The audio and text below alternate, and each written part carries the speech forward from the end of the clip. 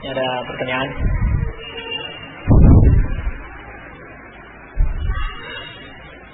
Gimana hukumnya mengikuti kegiatan-kegiatan? Gimana hukumnya mengikuti kegiatan-kegiatan dari ormas dia seperti yang maksudnya terbiah mereka dan amal jama'i mereka. Baik. Baik, Pak.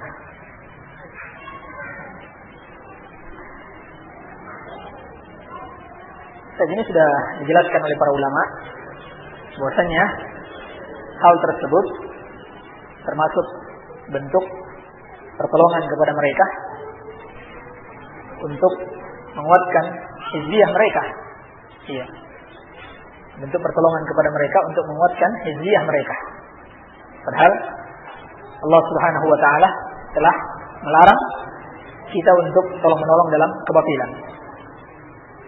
Baik. Yang pertama.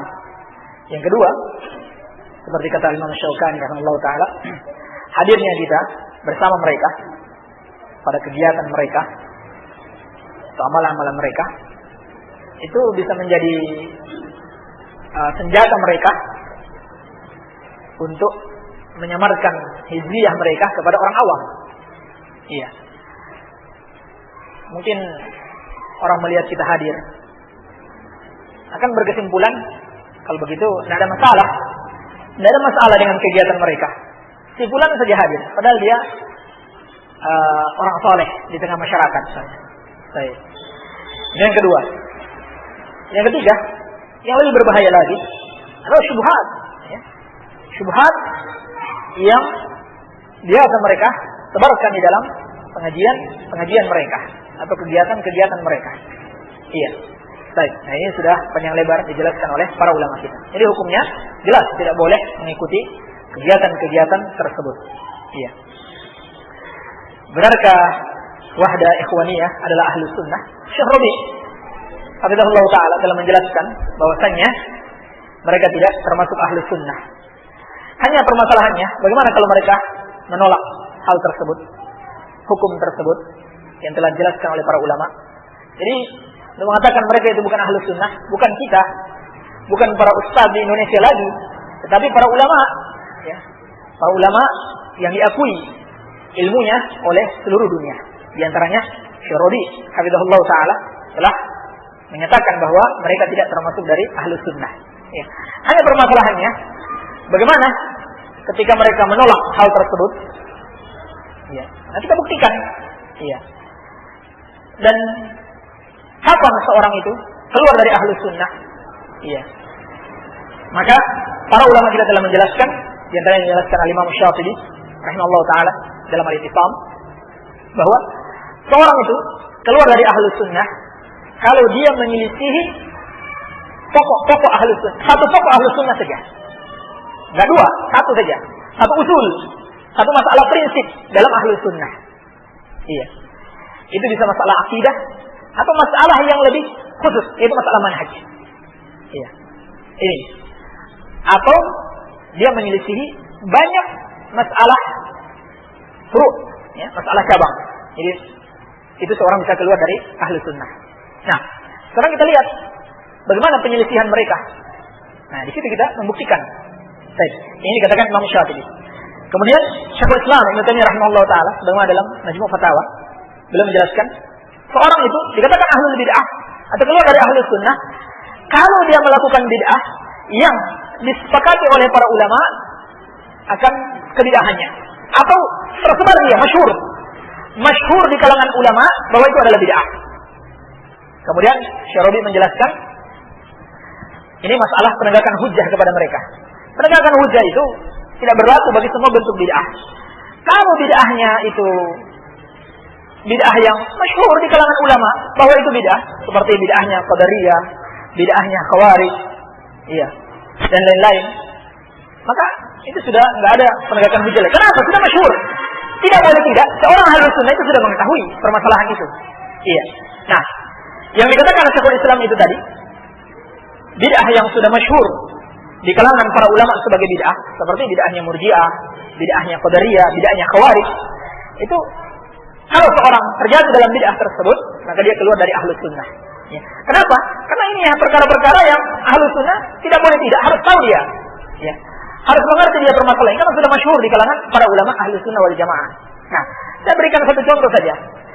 Mereka terjatuh pada bid'ah Khawarij. Iya, yaitu penentangan dan pemberontakan kepada pemimpin kaum muslimin. Di sisi yang lain, mereka menganggap organisasi mereka adalah jamaah yang disebutkan dalam hadis-hadis, yang mana tidak ada satu ulama pun yang mengatakan, baik ulama dahulu maupun ulama sekarang, bahwa makna jamaah itu kewajiban-kewajiban untuk taat kepada jamaah. Seperti kata Nabi sallallahu alaihi wasallam, barang siapa yang keluar dari jamaah sejengkal, kalau dia mati jahiliyah. Nah, jamaah dalam hadis-hadis seperti ini, atau kata Nabi sallallahu alaihi wasallam ketika beliau ditanya tentang dalam satu riwayat tentang 73 golongan umat Islam akan terpecah menjadi 73 golongan, semuanya di neraka kecuali satu. Nabi ditanya, siapa yang satu itu? Beliau mengatakan al-jamaah. Al-jamaah ini mereka artikan dengan organisasi mereka. Sehingga kalau ada anggotanya keluar dari organisasi mereka, mereka akan mengatakan antum keluar dari jamaah. Ini ustadznya langsung yang mengatakan LC. Iya. Mengatakan antum keluar dari jamaah. Demikian pula dalam surat keputusan atau SK-nya itu disebutkan dulu dalil-dalil tentang kewajiban membuat organisasi. Disebutkan di situ asar sahabat tentang kewajiban berjamaah. Berarti mereka memahami organisasinya itu adalah jamaah. Dan tidak ada satupun ulama yang mengartikan demikian. Iya. Al-Imam Asy-Syatibi rahimahullah taala menjelaskan organisasi al-jamaah, yang maksudnya al-jamaah yang disebutkan oleh para ulama itu ada 5 makna. Iya. Tapi dari 5 makna ini hanya kembali kepada 2 makna. Sebagaimana dijelaskan Syekh Shalih bin Abdul Aziz Al-Syekh dalam Syarah Aqidah Wasithiyah beliau, dari 5 makna ini hanya 5 makna jamaah yang dijelaskan oleh para ulama. Ya, dari asar-asar dan dari riwayat-riwayat para ulama semua terkumpul 5 makna jamaah. Tapi dari 5 makna itu semuanya 5 ini kembali kepada 2 saja. Iya, sebagaimana dijelaskan Syekh Abdul Aziz Shalih bin Abdul Aziz Al-Syekh. Yang pertama, yang dimaksud dengan jamaah itu pemerintah kaum muslimin. Iya. Pemerintah muslim, kaum muslimin, hatta dia ahlul bidah, hatta dia fasik. Selama dia masih muslim, maka dia dinamakan jamaah kaum muslimin yang kita tidak boleh keluar memberontak kepadanya. Kenapa? Karena telah dilarang oleh Rasulullah sallallahu alaihi wasallam memberontak kepada pemerintah kaum muslimin. Iya, ini sebenarnya butuh satu pembahasan tersendiri. Iya. Karena banyak sekali asar-asar dan penjelasan para ulama tentang masalah ini. Iya. Dan banyak sekali syubhat dalam masalah ini, sehingga perlu dijelaskan dalam satu pertemuan tersendiri. Iya. Hanya saja saya jelaskan secara ringkas. Ini yang pertama. Iya. Para ulama menjelaskan makna jamaah itu pemerintah kaum muslimin, hatta dia fasik, hatta dia ahlul bidah. Selama dia masih muslim, itu dikatakan dengan jamaah. Tidak boleh keluar dari ketaatan kepadanya dalam perkara ma'ruf. Iya.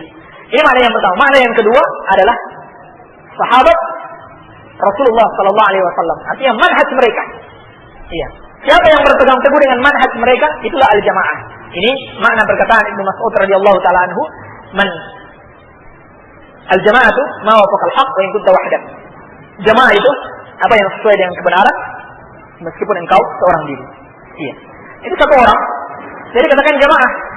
Banyak orang tidak dikatakan jamaah kalau memiliki kebenaran. Padahal secara bahasa al-jamaah itu kan banyak orang. Secara bahasa itu kan artinya al-jamaah organisasi memang. Ini yang mereka paham. Kalau banyak orang berarti al-jamaah. Karena bahasanya memang seperti itu. Tapi dalam syariat tidak. Satu orang saja sesuai dia dengan al-haq, maka dia dikatakan sebagai al-jamaah. Nah, di satu sisi mereka menentang pemerintah, memberontak kepada pemerintah yang sah. Di sisi lain mereka menganggap organisasi mereka adalah jamaah, pemimpinnya harus disami'na wa ata'na. Kalau keluar dari organisasi mereka dikatakan keluar dari jamaah. Iya. Berarti kalau keluar jamaah mati jahiliyah. Iya. Baik. Ini sebagaimana disebutkan dalam hadis, kalau seorang keluar dari jamaah dia mati jahiliyah. Karena mereka mengatakan keluar dari jamaah, kalau keluar dari organisasi mereka. Baik. Sekarang, bagaimana bentuknya penentangan dan pemberontakan mereka kepada penguasa? Nah, penentangan mereka dan pemberontakan mereka kepada penguasa diwujudkan dalam membolehkan demonstrasi. Meskipun mereka di mana-mana setengah mati membantah, kami tidak melakukan demonstrasi. Saya katakan, walaupun tidak melakukan demonstrasi, tapi kalian setuju, tidak ada masalah dengan demonstrasi. Ya, seperti jelas dalam kasusnya salah seorang ustaz mereka, katakan kalau sudah tidak ada cara lain selain demonstrasi, maka boleh. Iya. Sedangkan yang dicontohkan para ulama Ahlus Sunnah itu tidak seperti itu. Kalau sudah tidak ada lain selain demonstrasi, kalau sudah tidak ada lain dalam menasihati penguasa, sudah tidak ada jalan. Dinasihati sesuai syariat sudah tidak ada jalan, dia tidak mau merubah kemungkarannya, maka solusinya adalah sabar dan doa. Ini yang ada dalam manhaj Ahlus Sunnah wal Jamaah. Dan tidak lama Allah Subhanahu wa taala akan menghilangkan musibah tersebut dari kaum muslimin. Ya, kalau mereka bersabar dan doa. Baik. Seperti kata Nabi sallallahu alaihi wasallam, minta penuhi hak mereka, hak pemimpin yang zalim ini, dan minta kepada kalian hak kalian kepada Allah Subhanahu wa taala. Ini tentang pemimpin yang zalim. Kata Nabi sallallahu alaihi wasallam, tunaikan hak mereka sebagai pemimpin kaum muslimin dan minta kepada Allah hak kalian. Menunjukkan apa? Doa, ya, bukan dengan demonstrasi. Demikian pula mereka menulis artikel yang isinya berupa teguran atau nasihat kepada penguasa kaum muslimin secara terbuka, ya. Dan mereka tidak mempermasalahkan hal tersebut. Sehingga majalah yang isinya penuh dengan caci maki, penuh dengan menggibah kepada pemerintah kaum muslimin, itu mereka sebarkan, ya. Mereka jadi agen khusus, distributor majalah Fadili, Hidayatullah dan lain-lain. Demikian pula website seperti Era Muslim dan lain-lain, itu jadi rujukan-rujukan mereka. Iya. Nah, permasalahannya kemudian mereka mengingkari, mereka tidak menganggap itu bagian dari penentangan terhadap kaum muslimin. Dan Syekh Utsaimin rahimahullah taala ketika beliau menjelaskan tentang hadis ketika Zulkhuwaisirah, bibit-bibitnya Khawarij yang muncul di zaman Rasulullah sallallahu alaihi wasallam, dia katakan kepada Rasulullah, berbuat adillah engkau wahai Muhammad. Dia katakan di depan umum, di depan para sahabat. Kata Syekh Utsaimin rahimahullah taala, ini merupakan sebesar-besarnya dalil bahwa pemberontakan itu bukan sekedar dengan senjata, tapi dengan kata-kata itu pun sudah termasuk pemberontakan. Ini penjelasan beliau terhadap hadis ini. Dan memang kenyataannya demikian. Tidak akan berkobar pemberontakan dengan senjata kecuali dia telah didahului dengan provokasi-provokasi kepada masyarakat. Dari mana provokasi itu datang? Dari artikel yang mereka tulis, dari kaset yang mereka sampaikan, dari demonstrasi-demonstrasi. Akhirnya masyarakat terprovokasi. Iya. Oleh karenanya ada satu firqah Khawarij yang namanya Al-Qa'adiyah, itu terkenal. Jadi Khawarij itu pun punya sekte-sekte dia. Nah, salah satu sektenya ini tidak pernah dia memberontak dengan senjata, tidak pernah dia berperang melawan pemerintah kaum muslimin seperti teman-temannya yang lain. Cuman kerjanya bakar semangat mereka. Ya, dengan apa? Dengan pidato, dengan syair-syair dan seterusnya. Iya. Maka ini yang ada pada mereka. Iya. Yaitu penentangan kepada pemerintah kaum muslimin. Nah, kita lihat kembali penjelasan para ulama tadi. Kalau seorang terjatuh dalam bid'ah yang telah terkenal, telah masyhur, ma'ruf dia di kalangan para ulama Ahlus Sunnah sebagai bid'ah yang seorang Ahlus Sunnah itu tidak boleh tidak harus tahu. Iya, tapi sudah masyhur dia. Ya. Kalau seorang terjatuh pada bid'ah tersebut, maka dia keluar dari Ahlus Sunnah. Ini sebagaimana dijelaskan Imam Syafi'i dan Syekhul Islam Ibnu Taimiyah rahimahullahu taala. Hadahumullah. Baik. Ini saya cuma memberikan satu contoh saja, ya. Dan banyak penyimpangan kesesatan lain sudah dijelaskan oleh asatidzah semuanya. Tinggal antum dengarkan dan antum baca satu persatu. Iya. Nah, ada yang bertanya tentang Ibnu Majah. Abu Dzar radhiyallahu anhu menceritakan Muhammad Rasulullah SAW bersabda, wahai Abu Dzar, jika engkau pergi lalu mempelajari satu ayat dari kitab Allah adalah lebih baik bagimu daripada kamu sholat 100 rakaat. Jika engkau pergi lalu mempelajari satu bab ilmu yang dapat diamalkan adalah lebih baik bagimu dibanding kamu sholat 1000 rakaat. Pertanyaannya begini, siapa ulama yang mensahihkan hadis Ibnu Majah di atas? Tolong dijelaskan dan disebutkan secara lengkap kitab-kitab apa saja yang memuat hadis tersebut di atas. Ini nanti ditanyakan sama Ustaz Fadli sebentar. Ya. Saya tidak tahu.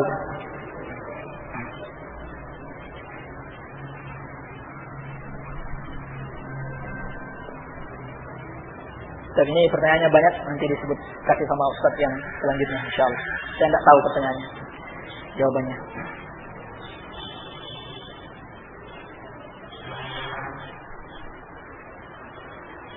Bagi orang tua yang sudah lanjut usia sehingga tidak mampu berpuasa lagi, maka dia membayar fidyah.